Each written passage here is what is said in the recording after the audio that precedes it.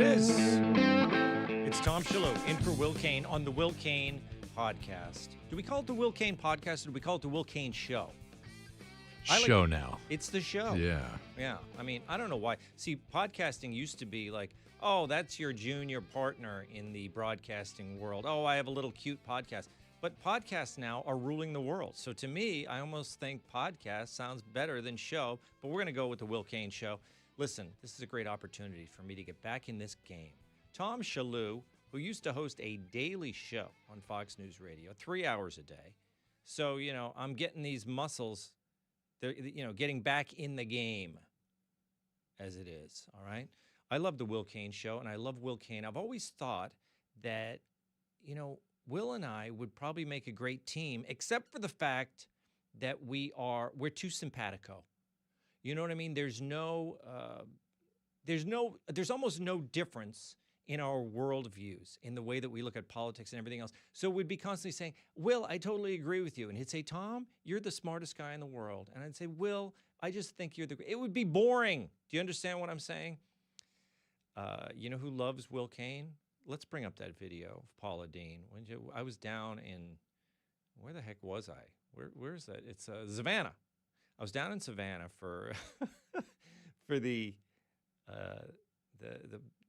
what was the celebration?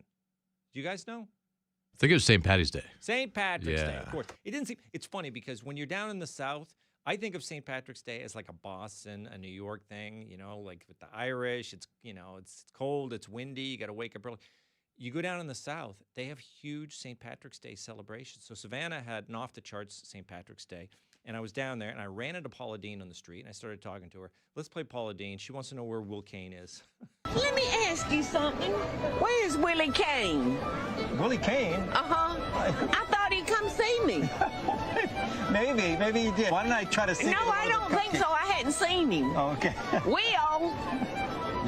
What? Taking a I'm shot. so happy. He is such a unique person, and he's got the keenest sense of humor you've ever met. See what I mean? That is like me and Will. Like, if you like me, you like Will Cain. So I'm talking to her. She's like, where's Willie Cain? I didn't even know what she was talking about. So anyway, Willie Cain's not here. I'm filling in. And let's talk about what you did this weekend. Watch the Olympics, maybe? Okay, we're going to start with the Olympics controversy. Then we're going to get to actual Olympics. Olympics controversy, the opening ceremonies. I didn't watch them because I tend to not like that kind of, I don't like ceremonies. You don't find me watching the Oscars or, the Tony Awards or anything like that. Watching parades of people, I don't know, it's just not that fun. It's not a thing I do. So I didn't hear about the controversy till the next day, and then everyone's blowing up. Oh, did you see what they did? It was satanic. What? Satanic? What happened? Oh, they had they mocked the Last Supper. They had the, drag queens and everything else. Fairly unsurprising. Now, France comes out and, originally they decided to say like, oh, it was just about inclusivity and, this is just the way it is. And they tried to kind of blow it off. Well, it looks like by today's news, they're apologizing for it. They've finally decided that they want to shake themselves of this controversy and say, okay, we did a bad thing, because people were just disgusted by it. And I think, I can't imagine it didn't affect the ratings, because when I saw that opening ceremony, as I said, I didn't watch it live, but, when I saw the news of it, I thought, you know what? I'm sick of this kind of stuff. I'm sick of, our world being ruined by these people. It's kind of turned me off of a lot of sports, with the whole, the national anthem kneeling thing and everything. A lot of Americans were like, I'm not going to watch sports anymore. Now, then you get back in and you watch sports and you forget about it. But a lot of us got turned off of a lot of national things that way, our national pastimes, baseball, football, all that stuff, because the woke crowd had kind of ruined it for us, right? And that's the way we felt about the Olympics. But, about 3 or 4 hours later, I was tuning into the Olympics because my daughter is a swimmer and we wanted to watch the swimming. So we got back into it. And once you start watching the sports, you realize it's all about the sports, and you can forget about all those woke characters and everything else. Have you guys been watching the coverage? Yeah. Yeah. It's been interesting. Yeah. I don't know. I didn't know what to make of it at first, but it's been interesting. Definitely very French is what I can say. Oh yeah, you think? Yeah. Well, there's the look of it. The graphics, the fonts, everything Yeah. else, and then they keep cutting to that. The graphics with the balloons, and there's a lot of people who spend a lot of time on this stuff. You can't begrudge designers and theater people for putting their 2 cents in. Yeah. But when you get down and you're watching the events, it is still quite exciting, and it's one of the few things you can do as a family. Mm-hmm. So we're watching it with the kids, and we're watching the swimming, and let's get to something my daughter brought up, okay? I got a 14-year-old daughter. She likes swimming. What's the name of this guy, the French guy? I wrote his name down somewhere. Look it up, guys. The French medalist. He won... Leon Marchand. Leon Marchand, okay. This guy is essentially American. I mean, he's French, but he attended university here, I think in Arizona. He swims for an American college. His coach is Michael Phelps's coach. Wow. And Michael Phelps helps coach him as well because, that's what these guys want to do. He's one of the best, or if not the best in the world, certainly in some events. And so the top coaches want to work with him, and the top coaches are American. My daughter said he shouldn't be allowed to go back and compete for France. Basically, he's getting all the benefits of the American sports system. He's going to university here. What do you guys think? Do you agree with my daughter? I think it's almost just so pro-American that even France's best athlete is a product of our system. Yeah. So you think it's win. good? It's kind of cool that we know that he's getting the benefits of the American system. Yeah. And it goes both ways. I think Joel Embiid, non-Americans playing for Team USA in basketball. So it's interesting. Oh, so we're benefiting. Yeah, we're benefiting. Now, where's this? Joel Embiid is Cameroonian American. So he was born in Cameroon, but he's playing for the Team USA. So it's going a little both ways. But I'm okay with it. Him, you get to choose. We get to choose. People have dual citizenships and things like that. So I'm all right with it. And I posed the question too because I was kind of arguing with my daughter. I was like, "Look, the guy's French. I mean," and then he started talking, and I said, "Listen to the guy. I mean, he's got the French accent." Oui, the guy's oui.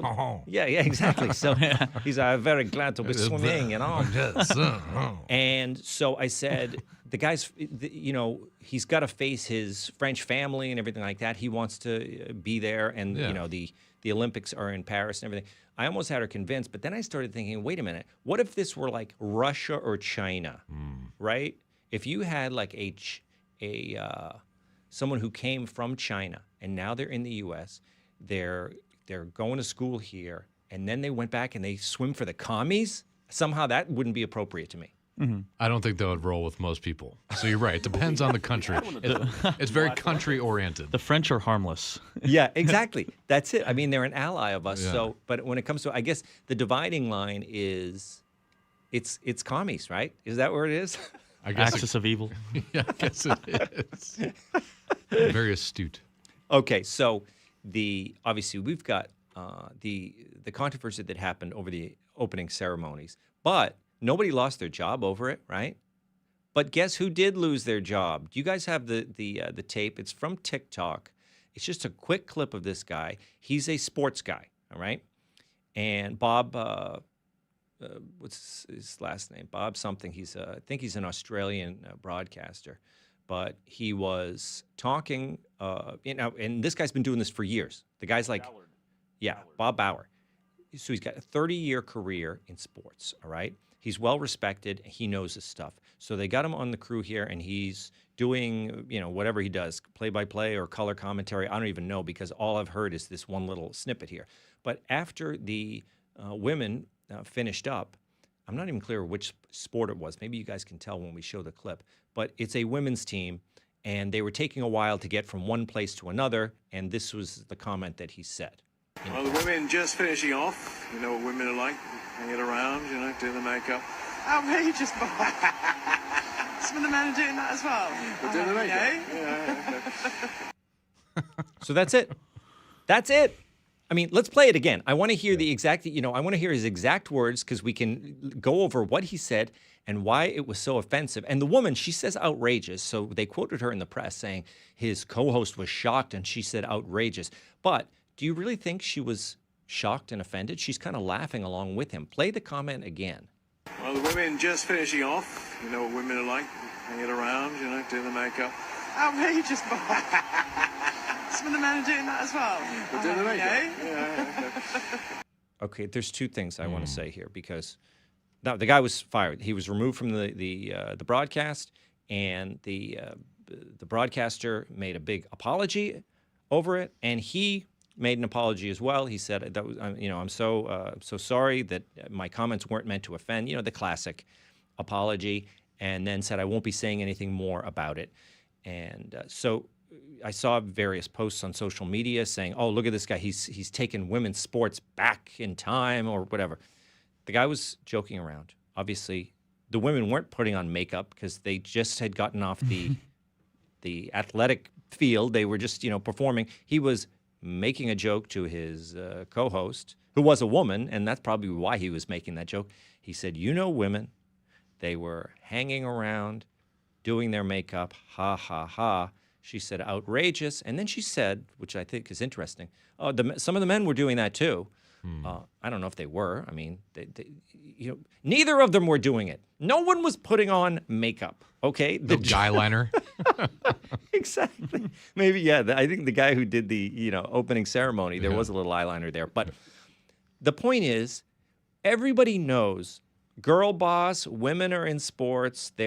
Everyone loves women. I mean, with the Olympics, all I was watching was the women's sports because I got a couple of daughters and we want to watch the women. Yeah. And then then they cut to a commercial and it's Edward Jones or some investment company and it shows a woman doing the floor routine and invest in your future and and the women's gymnastics team, the swimmers, the whole deal. Everybody loves women in sports. We never shut up about it. And as a result, that we're always talking about the, girl power and everything else, people make silly jokes like that. Overreaction? What do you think, guys? I think a little bit. It's tough now, especially, would I say that to my fiance's face? That kind of thing. Yes. Yes, I would. But is that like writing jokes too? Like, I know he's not a comedian or anything, but that's not an over the line thing, right? Also, I'm assuming this guy is a colorful character. Right. Trying to bring some humor to the broadcast. Yeah, he's not a, your kind of A-list broadcaster or, the main anchor. So you hire these guys to be your kind of side man and to come up with interesting things to say. If you're not that interesting, if you can't come up with anything, then, you're boring and they're going to find a new side guy. Right. Guys like myself, I'm brought in as a comedian. Now, am I going to make everyone roll in the aisles laughing on Fox News? No. But sometimes I come up with an interesting, witty comment about somebody. Sometimes when I'm co-hosting a show like the Big Weekend Show, I'll say something and, the rest of the panel laughs because I'm known as a comedian. It wasn't even that funny. I'm kind of riding on fumes at that point. I have the laugh track ready just in case. Exactly. It's like my reputation, you know what I mean? Or Jimmy Fallon. Jimmy Fallon will make a salient political point and people will laugh and it's like, well, same with Gutfeld, So they have us around to be funny and they want us to be kind of funny and edgy and maybe say the things that the host can't say. That's what this guy was doing. And he's there to be kind of jovial and whatever. And also be kind of the dorky, middle-aged white guy. So what do? You make jokes like, oh, that's the way women are. Just kidding. I'm a dorky old white guy. We have antiquated humor. So the whole thing is of a piece. It's like that guy was almost making fun of himself and doing a dad joke. And yet he was fired for it and acting as if he was being sexist. It's true. But it's tough. That's kind of people just get a little uptight about it, say like, that's an in private kind of joke. Yeah. But, well, that's what they say. Exactly. A broadcaster fired for inappropriate comment. Yeah. Sexist comment gets a man fired. That's the way you will see it portrayed in the press. Well, what does it end up doing? I mean, look, we're not going to shed a tear over a guy who's had a 30-year career in broadcasting, but the fact is it just makes life less fun all around because nobody can be joking or being loose or things like that. Unless you're someone like Gutfeld, who every day of the week says far worse things, and then he just puts in a title that says, a sexist would say, Right. and he gets away with it, right? Smart, real smart. So on the Olympics coverage, I want to talk about Mike Tirico. He's great. Like, I'm watching the coverage, and he's kind of bland. He's kind of generic. There's really nothing exciting about him. He's not going to make any, sideways comments about anything. But he's excellent at his job, and there's people around here that are like that. You know, when I am, doing Dana Perino's show, America's Newsroom, and I'm sitting next to her and Bill, and then the reporter comes in with some live breaking news, on the border or whatever it happens to be. These guys can riff. They're very serious. They know their stuff. And, a lot of people think I'm like, oh, Shillue, you're like a comedian. You can just kind of wing it. You can riff. Nobody can riff like these news people, It's true. So someone like Mike Tirico, he's on all day long. I'm sure the guy's like getting 4 hours of sleep a night. He's doing great work. But I think he's excellent at his job. And guys like that are very rare. He's an NFL guy, right? Yeah, he does Sunday Night Football. Yeah. Yep. Yeah, I used to work for Dan Patrick, too, and he was one of those guys, too. He did Sunday Night Football and the Olympics. Absolutely. He could Dan talk. Patrick. He could Let's talk, do a yeah. list. Let's make a list, because I grew up with Jim McKay, okay? ABC News, obviously a legend. Also very bland, but Yeah. but he delivered the goods. Like, he was the kind of guy you could spend the whole day with watching Olympic coverage. And then, speaking of the news guys, I'm of an age where I remember the Munich, murders that happened there in the Olympic Village. And Jim McKay went from sports guy right to news guy, and he covered that thing like, he was one of those old-fashioned guys who could just become a newsman when the news broke, and they left all the coverage with him. They didn't have to go. Hard to do. Yeah, exactly. So Jim McKay, all right, he's one of the greatest. Who are some of the other top guys? Al Michaels. Al Michaels has done it. Oh, Bob my Costas was a big one for the Olympics. Bob Costas, huge. Even though Costas became, because I'm talking, one of the things to me with these guys is their blandness. Like, they're not supposed to take away from the coverage at all. Right. Like, no one is going to accuse Mike Tirico of having an outsized personality like a Howard Cosell or something like that. Bob Costas, I think, was one of those generic guys, but then he became a personality. He started giving his opinion, and he became almost bigger than that role. And then he almost became a color guy, I think. Yeah, and then he was one of those guys that when something broke very serious in the sports world, they would go to him. Yes. He covers the very serious parts of, like, kind of the news of sports almost. Yeah. Jim Nance is another guy. Can Great. watch that guy forever. Love that guy. Right? He's the best. Hello, friends. Yeah, exactly. And I think Brian Gumbel was great, too. Yep. I mean, he came from sports, but then he kind of became one of those morning guys, but also very good, very good at his thing. So we've got a lot going on today.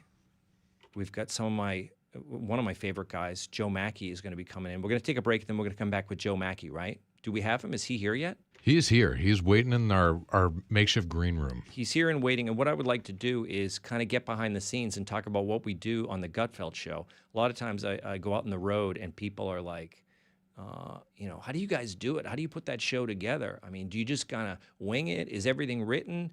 Well, we're going to kind of get to that. We'll talk about how we build the show with Joe Machi and how we deal with Greg Gutfeld, who can be, well, we'll just say, I'm going to let Joe Machi talk about what it's like to deal with Gutfeld day in and day out.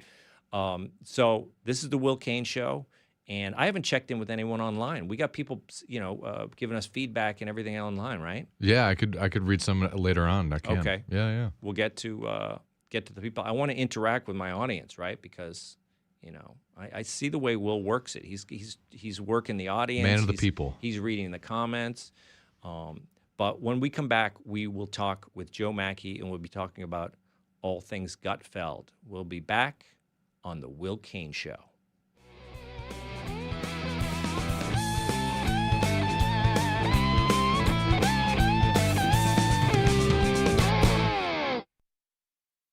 Listen to my Unstoppable Prosperity podcast so I can get you making money right now. Whether stocks are hitting new all-time highs or in free fall mode, opportunities abound. So why are so many potential investors still sitting on the sidelines? In a new season of my podcast, I'm going to get you in the game. After 38 years on Wall Street, I'm ready to impart some lessons and get you invested in the greatest wealth-generating machine in history. Listen anytime, everywhere at foxbusinesspodcast.com or wherever you listen to your favorite podcast.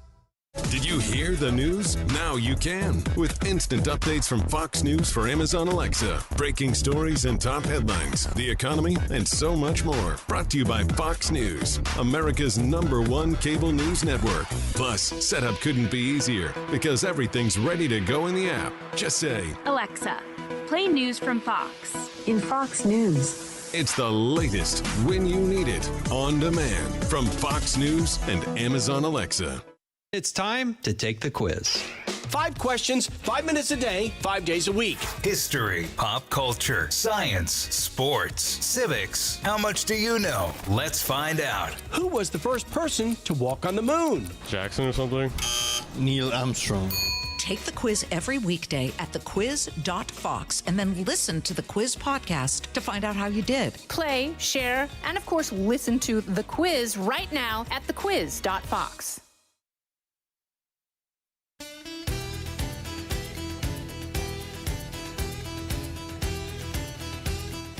We're talking about flights with Joe Machi here on the Will Cain Show. I basically said, Joe Machi, comedian, how was your weekend? And, of course, he was out on the road playing a comedy club. Where were you? I was in Spokane. Spokane. Beautiful city. Washington. Yes. I've never even been there. It is on the western edge of Washington, and it's a little drier. It's not like Seattle. Beautiful giant pine trees. Not nearly as big as Seattle. Fantastic. So what were you doing? Friday, Saturday? Saturday gig. Lots of Gutfeld heads out there. Yeah. Yep. The power of Gutfeld. I'm sure we have some Gutfeld fans here, and the audience is huge. Everybody knows that Greg's ratings are through the roof, and he's either beating or competing with all the top late-night shows. But I actually think his ratings are even higher than are said. I don't know if I can say that on this show. Are we supposed to poo-poo the rating system? Because I think it's not really dead on. I think Fox News ratings are higher than they say, even though we're #1. And I think the Gutfeld show particularly, because I'll base it on this and see if Machi agrees with me. Back in the day, I've done television. I've been doing it for years. I'm no superstar, but I was on a place called Comedy Central for years, and all these other channels, MTV, Comedy Central. I was on The Daily Show when it was when it was first on. I've done The Tonight Show with Jimmy Fallon probably 25 times. I used to do Conan O'Brien all the time. I would never get the kind of juice out of those shows from that audience. Occasionally somebody would come and say, hey, I'm a fan of yours. I watched you on Comedy Central. Nowadays, though, with Gutfeld, I go out of town. The room is filled with people. I walk in the room, the whole place erupts.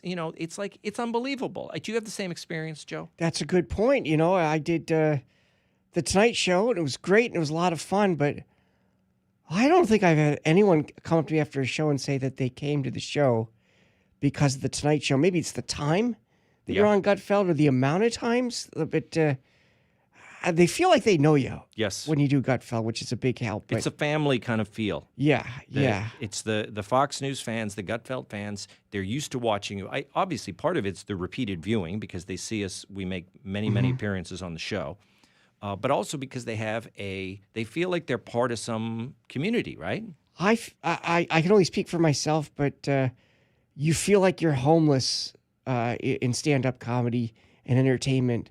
And then finally someone comes along and has a point of view that's not calling you an idiot every 10 seconds. And that means something to me. Like, to go a little off topic, it's like I've had people come up to me and be like, well, why didn't you make more Trump jokes at the show? And I'm like, well, look, that's a good point. I didn't make that many.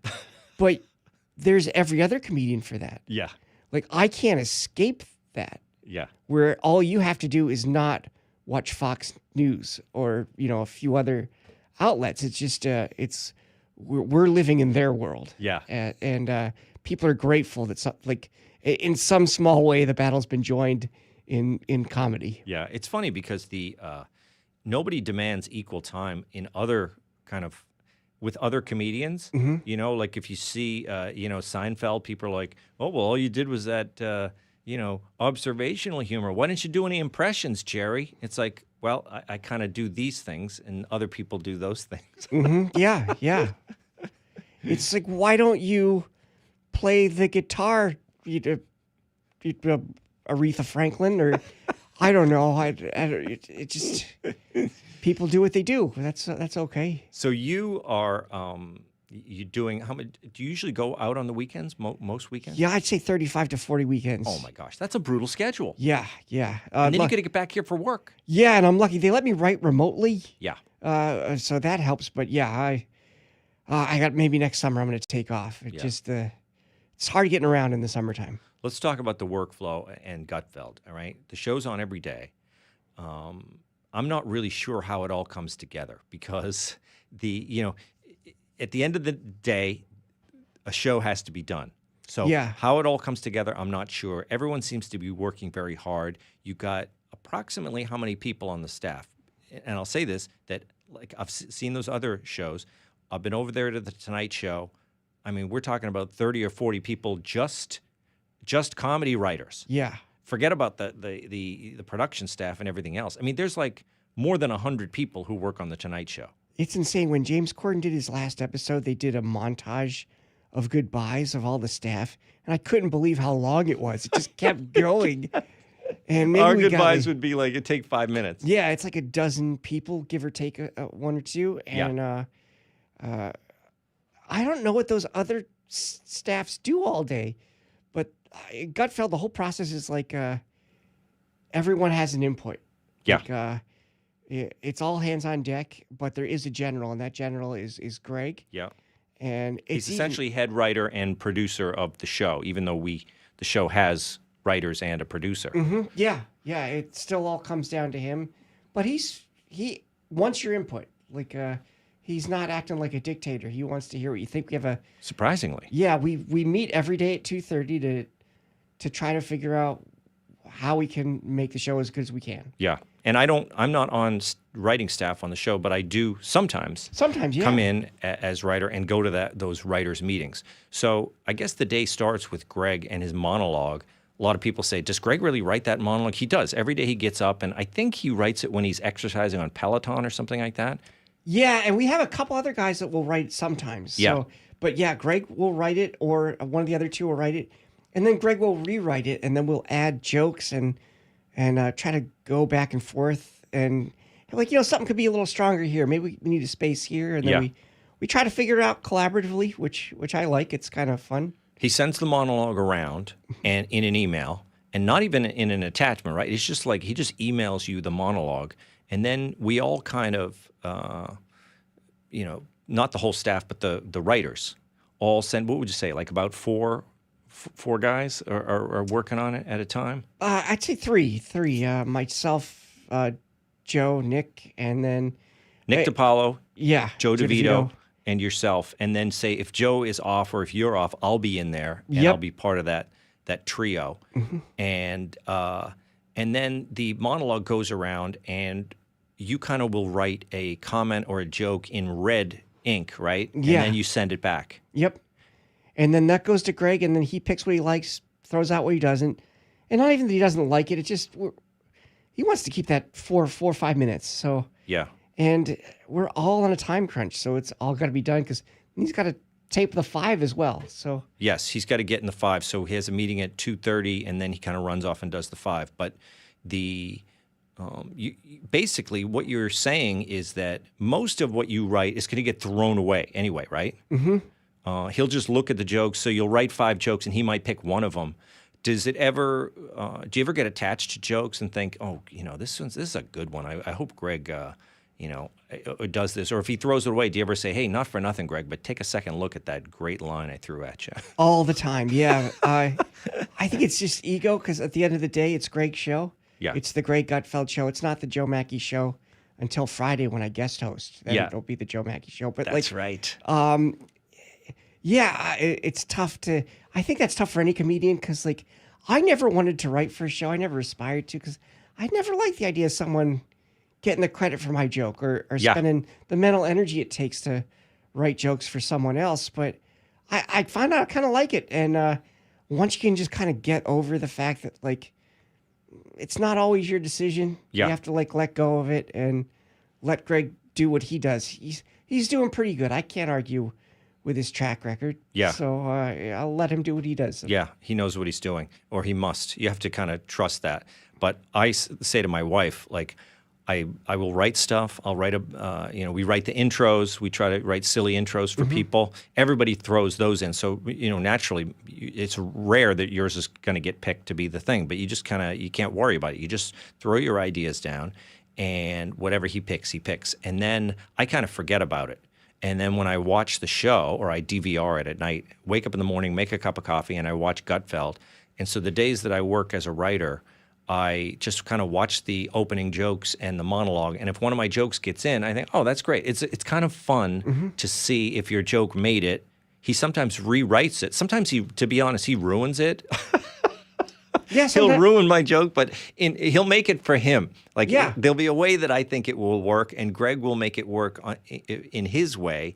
And I'll say, oh, he didn't word it the way I wanted, but okay, whatever. It's still kind of fun that your line inspired the joke, right? Yeah, it's still kind of fun. And every Friday he does a longer version of the opening jokes. And he says if they don't work, he's going to do something horrible to me. And he shows my picture. Yeah. And sometimes I'm like, well, you changed it. So you can't blame me. Exactly. That way, if it doesn't work, it's not my fault. So it's a double-edged sword. There's some good to when he changes it and it doesn't work. Yeah. So I can't even really, I'm not really sure about, does he do jokes every show? I mean, Friday is the big leftover, so he does a couple of minutes of jokes, about 15 jokes or Yeah, something? it's longer on Friday, but he does it.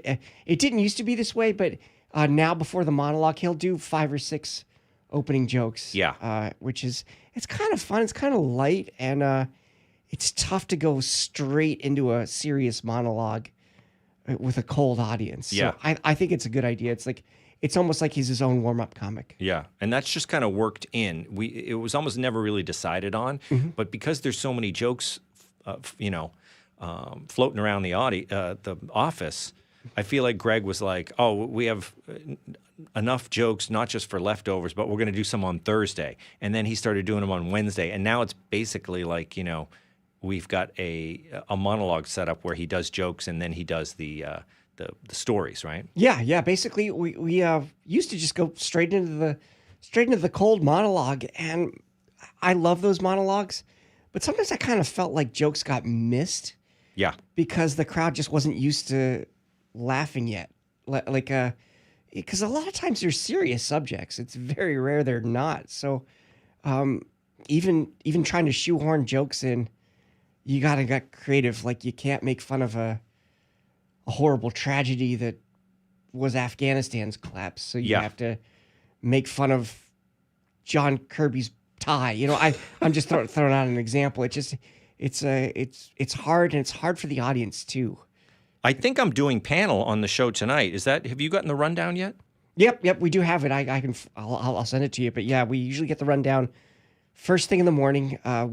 We all submit stories, hoping to get some ideas for the show because it's very collaborative. Greg lets everyone have an input. My bend is probably more populist than anyone else's on the show. My jokes, my sense of humor is pretty dark. Yeah. But Greg takes what he wants. And Joe DeVito, man, that guy's got an endless stream of kind of silly jokes. Yeah. Which is such a nice contrast because a a lot of his sort of light and funny, and he's great at puns. Yeah. So he makes me laugh. Yeah, yeah. It's different. And yeah, it's good to have that kind of different flavor. And then, like you said, Greg will always kind of turn it to his way of doing things.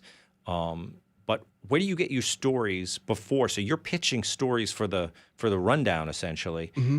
So what do you do? Like I end up, when I wake up in the morning and I'm on writing staff for the day, I open Apple News, because it's very generic. Like Apple News kind of features the stories of the day, basically. Mm-hmm. I open up Drudge Report because, there's a few incendiary headlines, and then there's some kind of weird stories as well. But what other sources do you use to kind of get your ideas for stories? I go to Bongino Report. Yeah. Because there's a whole bunch of different stories. Sometimes I'll go to Twitchy. Sometimes I'll go to Outkick. The challenge often is trying to find a couple of stories that are light, that maybe we could have fun with at the end of the show when we try to take things a little less seriously. Yeah. Because everyone's going to send the Olympic opening ceremony story, so I usually won't even bother with that. Yeah, because that's going to be covered. You're looking for some kind of other angles, right? What am I going to submit that no one else is going to submit is the hope, at least. Yeah. So I feel like when we're working as writers on the show, it's kind of like once the A block is done, that's like it's almost you can kind of coast for the rest of the show. Do you kind of feel that way? Yeah, and usually, and it's not unique to our show. Yeah. Usually, you want to do the A block, which if you're usually a lot of television shows, they section it off into lettered named blocks. Yeah, we got A A, block, B, C, B block, D, C, E, right? Yeah. It's usually 5 blocks per hour, so we actually have our A block be longer because we want to get those viewers into the show. So it goes like 20 minutes, right? Yeah, it can, and that's a crazy amount of time to not interrupt with an ad. But we want to get the people to care about what we're talking about. Yeah. And then the rest of the show is kind of riding those coattails. Yeah. And you got like the 5-word story. Greg likes those because you don't have to write them. You just basically read the 5 words and then you're off to the discussion. Yeah. And I think it's kind of inspired by the 5 where you kind of have to trust the panel at a certain point. So it's less dependent on writers and more dependent on just improvisation and funny things happening in a conversation. Yeah. So it takes a little bit of pressure off our tiny writing staff. I think the amazing thing that people don't, that most people would be surprised by, is how much the host of the show has control over the show. Like, I think a lot of people in media, they think that there's producers. Now, you guys, you have a lot of power. I mean, you sent me the stuff. You guys are more in control of today's show. But when it comes to it, the Will Cain Show is like Will's show, right? Yeah. Like he's like, this is what we're doing today. This is what I want to focus on. And it goes, when I got Red Eye, I was amazed at how the head honchos at Fox News were like, this is your show. You decide what to do. And then I'm paired with this producer who was a, legit guy. He had been working with Gutfeld and, and he'd worked at, in network TV, and he would sit down, and I kind of thought he would be like, okay, this is what we're going to do. And he was like, what do you want to do, Tom? And I'm like, oh, I get to decide? And it's like, yeah, you're Tom Shillue. Yeah, that's the way it should be. It's got your name on it. Yeah. So the only thing that I've only hosted Gutfeld one time. Yeah. And you're right. It's a lot of responsibility, and it's kind of overwhelming to an extent because you got the producer in your ear and you've got 4 guests. You want to make part of the thing is just making sure everyone talks. Yes. But the good part is it's like you can kind of personalize a little more because there are people that have Fox News on all day. Yeah. And one of the things that the only time I ever hosted, but I didn't want to have it be just the exact same thing that they'd already heard that like, they pulled off I'm sure Google having the Trump assassination not show up in search results. Yeah. That's going to be on a lot. So it's like that's a huge story. Yeah. I actually we have some shots of that from today, right? Because I thought we would discuss that today. So you think Greg's going to talk about that tonight? Well, Tyrus is hosting tonight. Okay. So, but I wouldn't put it first if it were up to me, just because everyone else has talked about it. They saw Martha talk about it, and maybe they saw Brett mention it. So it's tough to thread that needle because there are a lot of people that like they'll see me and they'll be like, "Oh, I love you on the 5." Yeah. And it's not that they don't watch Gutfeld. They do. They recognize me. It's just that they have the 5 on, and then Fox News is on. They love it. So it's on all day. So this thing about the Google search results with Trump, I saw it when it broke yesterday. I saw it because of Elon, because Elon kind of retweeted something. But I think it was Libs of TikTok who broke the story. They did the assassination of Donald Trump, and it was like assassination of Donald TRU, and the suggested results were assassination of Truman. Right? Yeah. Like, did anyone really try to assassinate Truman? I guess at some point somebody might have, but I have the Elon one up if you look. Oh, you do. Let's pop up the Elon tweet. Okay. So this is a different one. It's not the assassination. This is just searching Google President Donald, and it says President Donald Duck and President Donald Reagan. There's no, Donald Reagan was like a chief of staff of Ronald Reagan, but so Trump is being ghosted in search results by Google. They're denying it, and they said this. Okay, you can take a look at this tweet that's up there. No, go ahead. Put up the tweet about Jared Lee Loughner. He's the guy who attempted to assassinate Gabby Giffords, right? Right. So they said when you put in assassination of President Trump, nothing appears in the search results because we don't like to promote political violence. So there's automatic, you can find it if you do a search for it, but we're not going to give you autocorrect suggestions.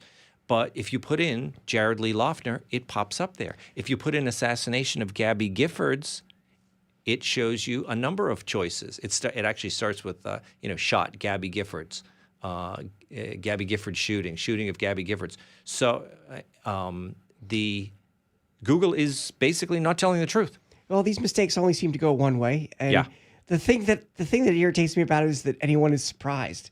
These aren't good faith actors. Yeah. This isn't a mistake. This isn't an accident. They're going to lie again. They're going to double down on their lie again. But you're seeing it all over the place.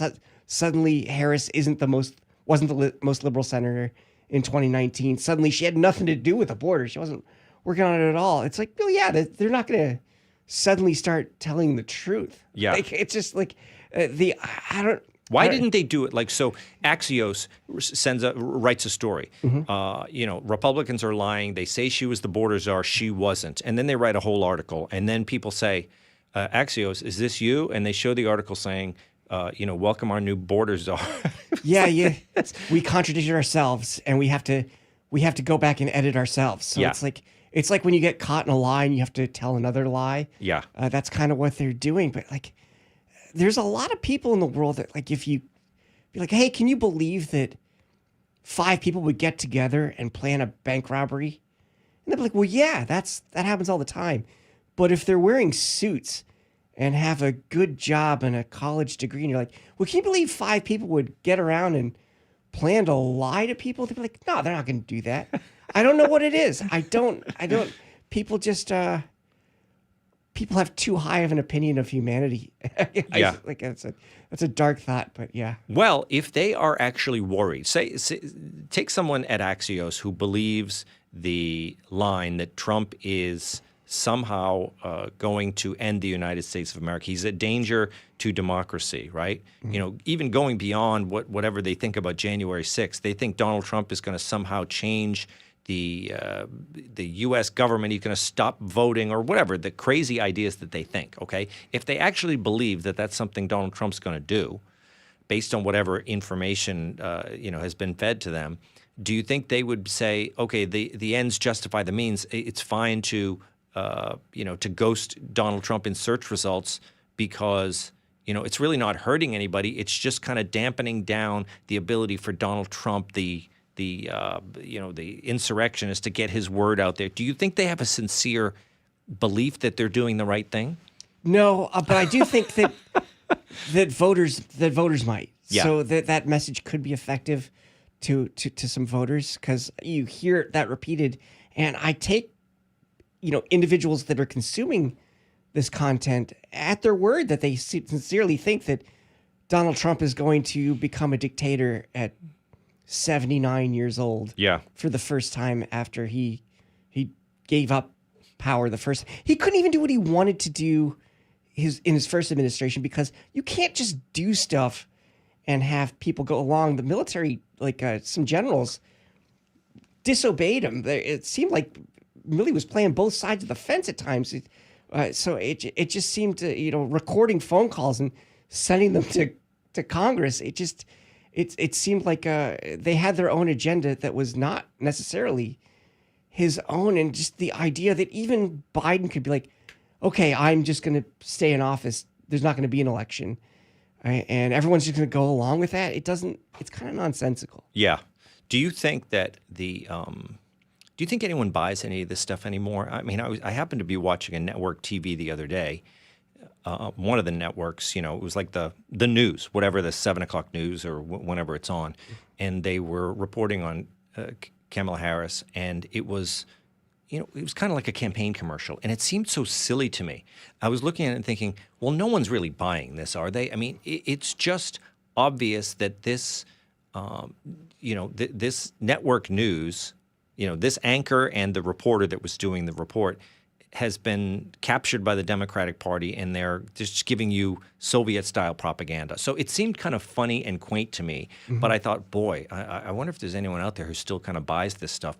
Do you think anybody, with all this stuff, with Google, with the news bias, when you look at, just the fact that even in that debate the other day with Trump and Biden, those were, they were anti-Trump anchors, working the debate. The framework that people see the election through is definitely biased against, Trump and Republicans. It has been for some time. Do you think that there's anybody out there who doesn't realize that at this point? There's a lot of people. They wouldn't do it if it didn't work. Yeah. And it's like those are the blatant ways that the media is untruthful. There's all kind of ways that they're untruthful that no one really thinks about. And one of the examples I use in a joke I'm working on about this is that if birds die in an oil slick, that gets covered. If birds get hit by a windmill, that doesn't. It's like no one's really telling a lie that the birds were killed in the oil slick. Yeah. But you lack all the context if you don't cover equally when birds are killed by a windmill. Yeah. So that's another way that you lie. It's like with January 6th versus all the rioting. It's like there's so many different ways to lie, but it does work. And I remember when Trump was elected, a comedian I know that's gay was saying, oh, he's probably going to get rid of all the marriages. And I was like, well, he hasn't really said he's going to do that, and you can't do that unilaterally. How would he go about that, actually? Yeah, it's just all the steps that would have to happen couldn't just happen. It would take a monumental effort. I don't even think conservatives would go along with it at this point. I don't think there's the will, but you would have to have a supermajority to do it, and then courts to do it. I just don't think it would happen. But this guy believed it. Yeah. Like he had been scared into believing that. Yeah. So, yeah, I did. I remember talking to a guy who said, when I look at those Trump rallies, this is a comedy writer, a Jewish guy from L.A., but he said, oh, Tom, I know you're right wing, but you seem like one of the good ones. He seemed to, the right wingers that he knows, he seems to think, okay, they're just like, there's something weird about them, but hey, you're a good guy. But he said, but when I look at those Trump rallies, he said, those people, Tom, they want to kill me. I know they would, if they had a chance, they would kill me. And I'm thinking, like, you really think they would kill you? Yeah. What are you looking at when you look when you look at a Trump rally? I mean, this is a guy, he probably doesn't leave L.A. much, And all the, like, where we can go somewhere else, you can seek out a different viewpoint. If you're not really looking, and you're getting the Washington Post, and you're getting NPR, and you're getting Hollywood, and you're getting the New York Times and MSNBC, it's like, who's going to tell you that you're wrong? Yeah. Yeah, they will run those things like, I remember when Trump, he said something like, oh, look at that guy, I'd like to punch him in the face, the thing that De Niro brings up. So someone who's just not tuned in at all, they'll see that, clip played ad nauseum, and they think, oh, that's what Trump likes to do. He likes punching people in the face. Right, and And Biden had said, it's like, if this was high school, I'd take him back behind was it the gym or the barn or something? It was behind, something. He'd take him behind somewhere. Take him behind somewhere. I don't know. Like he did with Corn Pop. Yeah.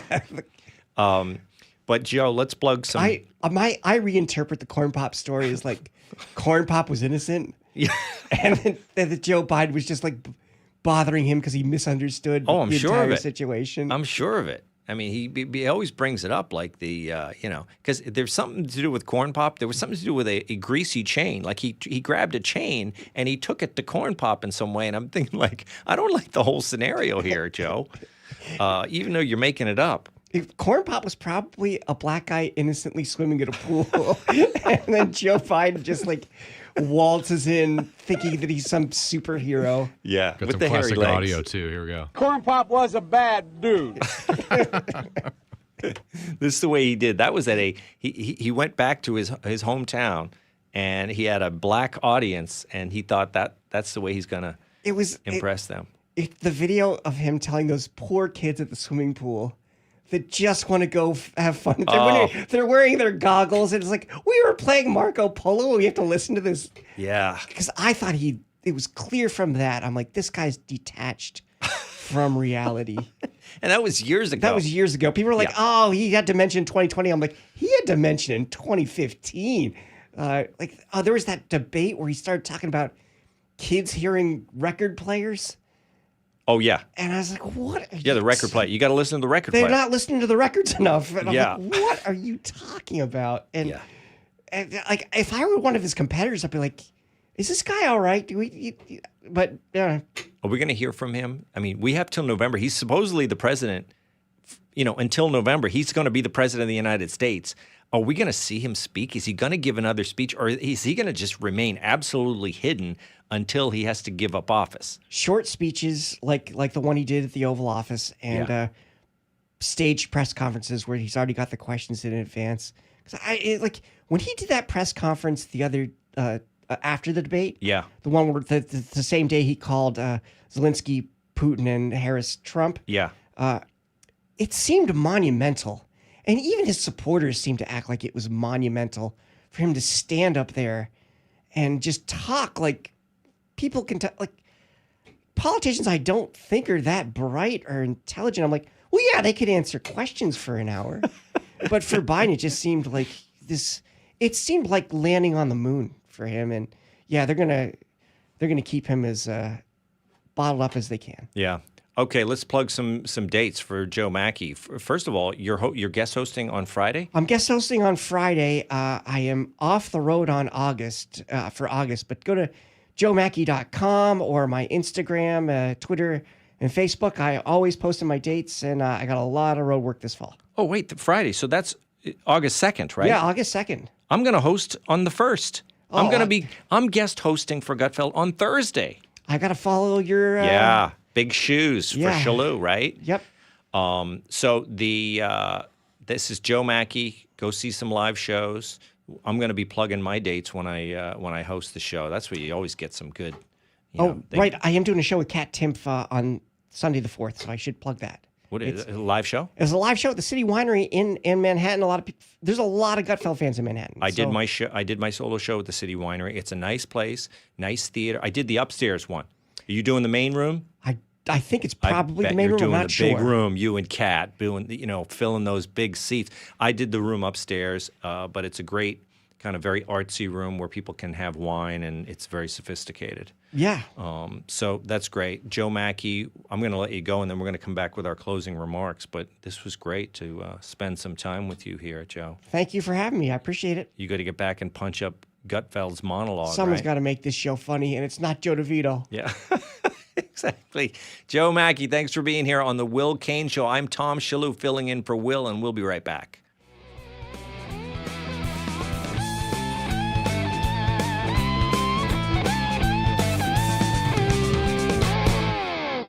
It's time to take the quiz.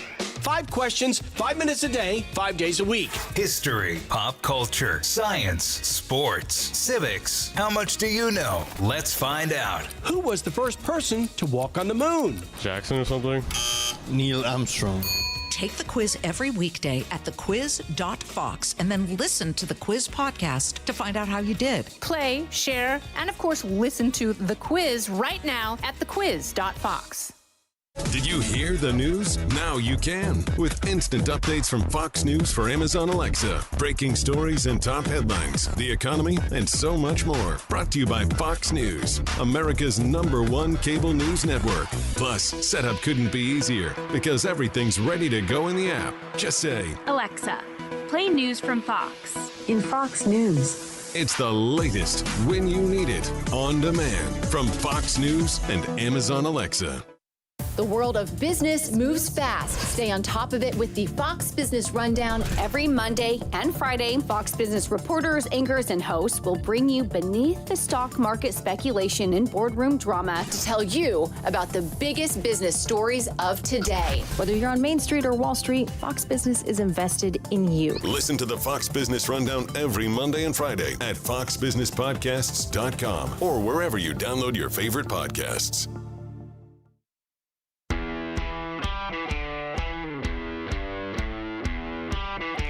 Tom Shillue back on the Will Cain Show, filling in for Will, and we had a great day with Joe Machi. I want to take a look at some of your comments for the day because as a guest host, I want to see how I'm doing. What any reviews on here? First of all, anything negative? Anyone being like, this guy stinks, get rid of him? Absolutely not. There's not much negative. I don't know if this is a negative. Someone said you, Tom Shillue, look like a mix between Christopher Walken and Ed Norton. Oh, there you go. That's a positive. Yeah, what would Chris? Everybody does a Chris Walken impersonation. I don't really do Chris. How does he? He talks like like this, there's a period right? at the end of every. This stanza. watch. This watch was my father's watch. Yeah, I could do it. I could do him. That's good. That's it. I never got Ed Norton. But maybe because, I got the side part on the hair today. Might be. There's a few Ed Nortons in the chat here. Oh, interesting. Yeah. What about the burn notice guy? People used to say, burn notice. I could see that one. I see that one. I forget that guy's name. Moriarty or something. Yeah, I don't even know that one. Yeah. But, yeah, at least it's not, people were also mentioning about the Googling Trump. They were doing it as the show was on and saying someone Googled Donald Trump, and the first thing that came up was an article about Kamala Harris. Mm-hmm. Oh, that's right. If you Google Donald Trump and you forget about the autocorrect search, just a straight search of Donald Trump. I'm going to do it right here on my phone right let's now. See. Donald Live time. Trump. Okay. News stories. Kamala Harris. Picture of Kamala Harris. Exactly. Picture of Kamala. 1, 2, 3, and you have to go down to the fourth story before you get Donald Trump. And what's the story? Trump loses it over devastating Fox News poll on Kamala Harris. You gotta love it. It's really interesting. I mean, that's what the people are talking about. Someone said Google's always not telling the truth usually, but yeah, I mean, this is the kind of thing that if we didn't have, people keep praising Elon Musk, the guy's no right-wing Republican. He just since he took over X, he's gone a little bit further to right. Obviously, he endorsed Donald Trump, but his real contribution to the right has been the fact that he's keeping X a free speech platform. And I actually don't really love his, the AI stuff that's been going on with X. Do you guys use X? It's the thing I use all the time. I used to a lot more because I worked in sports media, and it was where breaking news happened, and I haven't. And also, what do you call it? You don't tweet anymore. You X'd. You X. I still say tweet. I still say tweet. I say X. Like I say, Elon Musk on X said this. And then and then somebody retweeted it. I'm not going to say they re-X'd it. It sounds stupid. It sounds stupid. Yeah. But the thing is that he's got this Grok now, which does the headlines. So you sign on to X, and it summarizes the news. And it has a kind of a way of, because it's AI, if people do, for instance, in this past weekend, all the people on the left are talking about J.D. Vance. So it's like J.D. Vance comes out for, says childless women are sad or whatever. J.D. Vance, first of all, he didn't say anything because the people on Twitter are bringing up an interview that he did 3 years ago. But the AI program on X kind of amplifies the nonsense stories that are coming out. So I'm a little bothered by the way that these algorithms, they will basically buy into the fake news right off the bat.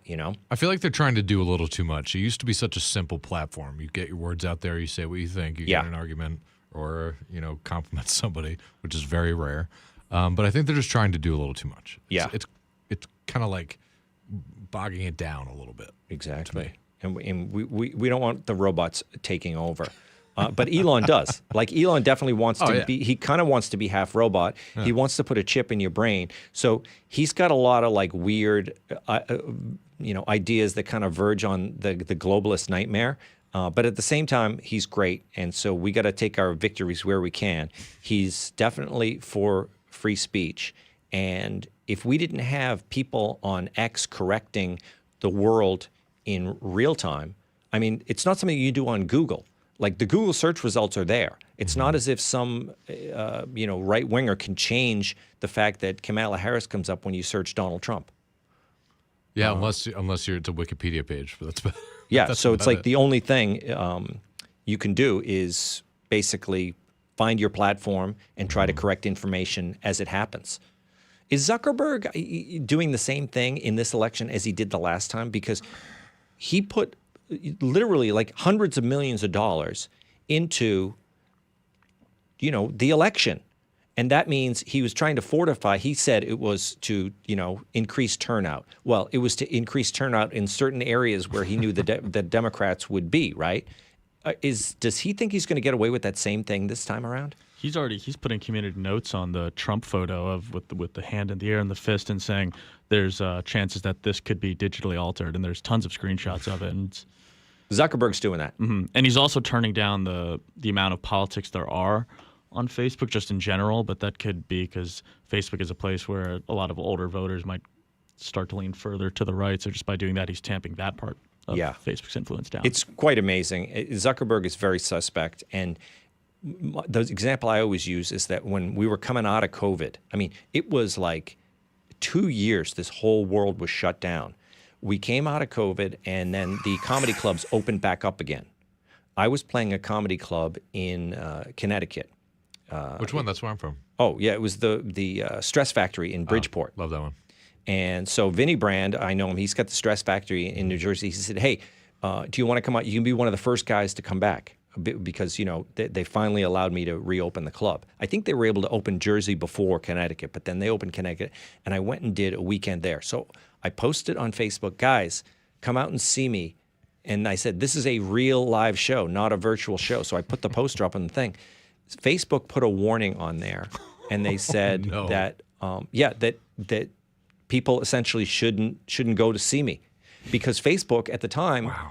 They were all charged up about, maybe we can go, make it so that nobody does live shows anymore. Yeah. Everyone has to do their stupid shows on Facebook. That's interesting. I didn't think about that.